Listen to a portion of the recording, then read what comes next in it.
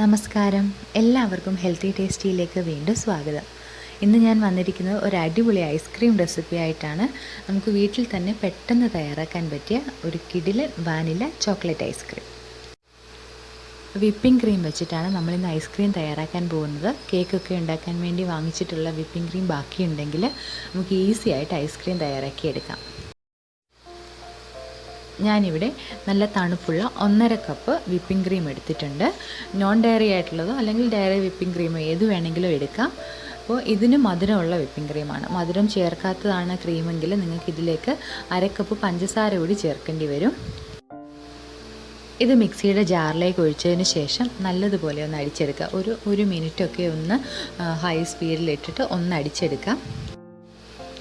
നല്ല തണുത്ത whipping cream എടുക്കാൻ ശ്രദ്ധിക്കണം കേട്ടോ. അപ്പോൾ ഇതേപോലെ നമ്മൾ മിക്സിയിലിട്ടൊന്ന് അടിച്ചെടുക്കുമ്പോൾ തന്നെ ഒന്ന് കട്ടിയായിട്ട് വരും. ഇനി ഇതിലേക്ക് ചേർക്കുന്നത് 1/2 കപ്പ് കണ്ടൻസ്ഡ് മിൽക്കാണ്. ഇത് നമ്മൾ പുറത്തുനിന്ന് വാങ്ങിച്ചതല്ല, നമ്മൾ വീട്ടിൽ തന്നെ വളരെ പെട്ടെന്ന് തയ്യാറാക്കിയെടുത്ത ഒരു കണ്ടൻസ്ഡ് മിൽക്കാണ്. ഇതിൻ്റെ വീഡിയോ ഞാൻ നേരത്തെ തന്നെ അപ്ലോഡ് ചെയ്തിട്ടുണ്ട്. അതായത് പാൽപ്പൊടിയൊക്കെ ചേർത്തിട്ട് നമുക്ക് കുറച്ച് സമയത്തിനുള്ളിൽ തന്നെ തയ്യാറാക്കിയെടുക്കാം.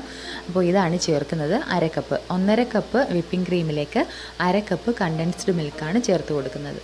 അപ്പോൾ 1 സ്പൂൺ വാനില എസൻസ് ചേർത്ത് കൊടുക്കാം. ഇനി ഇത് വീണ്ടും ഒരു 1.5-2 മിനിറ്റോളം ഒന്ന് ബീറ്റ് ചെയ്തെടുക്കാം. അപ്പോൾ ഇതേപോലെ ഒരു ക്രീം പരുവത്തിലാണ് നമ്മൾ തയ്യാറാക്കി എടുക്കേണ്ടത്. ഒരുപാട് അങ്ങ് കട്ടി വേണ്ട, കാരണം ഇത് ഫ്രിഡ്ജിൽ വെക്കുമ്പോൾ തന്നെ കുറച്ച് കട്ടിയായി വരും.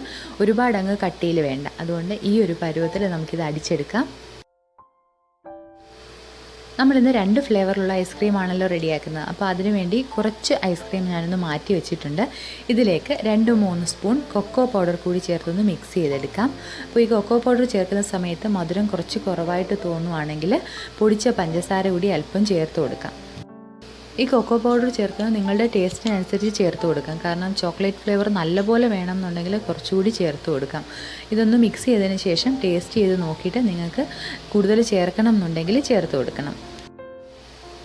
2 ഫ്ലേവറിലുള്ള ഐസ്ക്രീമും റെഡി ആയിട്ടുണ്ട്. ഇനി നമുക്കൊരു പാത്രത്തിലേക്ക് ഒഴിച്ചിട്ട് ഫ്രീസറിലേക്ക് വെച്ചിട്ട് സെറ്റ് ചെയ്യാൻ വേണ്ടി വെക്കാം. നിങ്ങൾക്ക് വേറെ പാത്രങ്ങളിൽ വേണമെങ്കിൽ സെറ്റ് ചെയ്ത് വെക്കാം, അതല്ലെങ്കിൽ ഒന്നിച്ച് വേണമെങ്കിൽ സെറ്റ് ചെയ്യാം. അപ്പോൾ 2 ഫ്ലേവറിലുള്ള ഐസ്ക്രീം ഒന്നിച്ച് വേണമെന്നുണ്ടെങ്കിൽ ഒന്നിച്ച് തന്നെ ഒരു പാത്രത്തിലേക്ക് എടുത്ത് സെറ്റ് ചെയ്യാൻ വെക്കാം. ഞാനിപ്പോൾ ഇതിൻ്റെ ആദ്യത്തെ ലെയർ നമ്മുടെ ചോക്ലേറ്റ് ചേർക്കാത്ത നല്ല ഐസ്ക്രീമാണ് വെക്കുന്നത്. ഇതിൻ്റെ മുകളിൽ നമ്മുടെ ആ ചോക്ലേറ്റ് ഐസ്ക്രീം കൂടി ചേർത്തിട്ട് ഒന്ന് നിരപ്പാക്കിയെടുക്കാം. ഇത് നമ്മൾ സെറ്റ് ചെയ്ത് വെച്ചിട്ടുണ്ട്. ഇനി ഇത് ഫ്രീസറിലേക്ക് വെച്ചിട്ട് നമ്മൾ ഒന്ന് തണുപ്പിച്ചെടുക്കണം. അപ്പോൾ ഈ പാത്രം അടയ്ക്കുന്നതിന് മുമ്പ് നിങ്ങൾക്ക് ഇതിലേക്ക് വേണമെങ്കിൽ ക്ലിംഗ് റാപ്പോ അല്ലെങ്കിൽ അതായത് പ്ലാസ്റ്റിക് കവറോ അതല്ലെങ്കിൽ ബട്ടർ പേപ്പറോ ഇതിൻ്റെ മുകളിൽ ഇതേപോലെ ഒന്ന് വെച്ച് കൊടുക്കാം. ഇപ്പോൾ ഫ്രീസറിൽ വെക്കുമ്പോൾ ഐസൊക്കെ ഉണ്ടാകുന്ന ടൈപ്പ് ഫ്രീസറാണെങ്കിൽ ഇതേപോലെ ഉറപ്പായിട്ടും വെച്ച് കൊടുക്കണം. ഇല്ലെങ്കിൽ മുകളിൽ വെള്ളം തട്ടേക്ക് അതുപോലെ ഐസൊക്കെ ഉണ്ടാവാൻ സാധ്യതയുണ്ട്. നമുക്കിത് ഫ്രീസറിലേക്ക് വെക്കാം. ഞാനിപ്പോൾ വൈകിട്ട് ഉണ്ടാക്കിയതിന് ശേഷം രാവിലെയാണ് എടുക്കുന്നത്. നിങ്ങൾക്ക് ഏത് സമയം വേണമെങ്കിലും ഒരു 5-6 മണിക്കൂർ വെച്ചാൽ മതിയാകും. അതിന് മുമ്പ് തന്നെ സെറ്റായി വരും. എങ്കിലും നല്ല തണുപ്പിന് വേണ്ടി ഒരു 5-6 മണിക്കൂർ നമ്മൾ ഫ്രീസറിലേക്ക് വെച്ച് കൊടുക്കാം. നമ്മുടെ അടിപൊളി വാനില ഐസ്ക്രീം അതുപോലെ ചോക്ലേറ്റ് കൂടി ചേർന്നിട്ടുള്ള അടിപൊളി ഐസ്ക്രീം തയ്യാറായിട്ടുണ്ട്. നമുക്ക് ഈ വിപ്പിംഗ് ക്രീം ഉണ്ടെങ്കിൽ പെട്ടെന്ന് തന്നെ തയ്യാറാക്കി എടുക്കാൻ പറ്റും. ഇതൊന്ന് സ്കൂപ്പ് ചെയ്ത് എടുക്കാൻ വേണ്ടി നമ്മുടെ വീട്ടിൽ തന്നെ എല്ലാവരുടെ വീട്ടിലുമുള്ള ഒരു തവി, ഇതേപോലെ ഒന്ന് കുഴിയുള്ള ഒരു ചെറിയ തവി ഉണ്ടല്ലോ, അതൊന്ന് എടുത്താൽ മതിയാകും. ഇതേപോലെ ഈസി ആയിട്ട് നമുക്ക് ഇതിങ്ങനെ എടുക്കാം.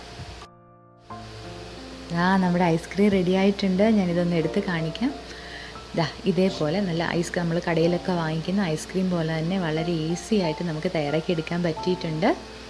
നല്ല ക്രീമി ആയിട്ടുള്ള ഐസ്ക്രീം. ഇത് കുറച്ച് സമയം ഒന്ന് ഫ്രിഡ്ജിൽ നിന്ന് വെളിയിൽ എടുക്കുമ്പോൾ തന്നെ നല്ല ക്രീമിയായ ഒരു ടെക്സ്ചർ ഉണ്ടായി വരും. നമുക്ക് ഐസ്ക്രീമൊക്കെ നമ്മൾ കടയിൽ നിന്ന് കഴിക്കുന്ന അതേ രീതിയിൽ തന്നെ അടിപൊളിയായിട്ട് നമുക്ക് റെഡിയാക്കി എടുക്കാൻ പറ്റും. സൂപ്പർ ടേസ്റ്റുള്ള വാനില ഐസ്ക്രീം അതുപോലെ ചോക്ലേറ്റ് ഐസ്ക്രീം രണ്ടും ഒരേ ബോളിൽ തന്നെ.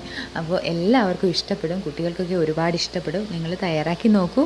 അതിനുശേഷം അഭിപ്രായങ്ങളും അറിയിക്കണം. മറ്റൊരു നല്ല വീഡിയോയുമായി വീണ്ടും കാണാം. അതുവരേക്കും നന്ദി, നമസ്കാരം.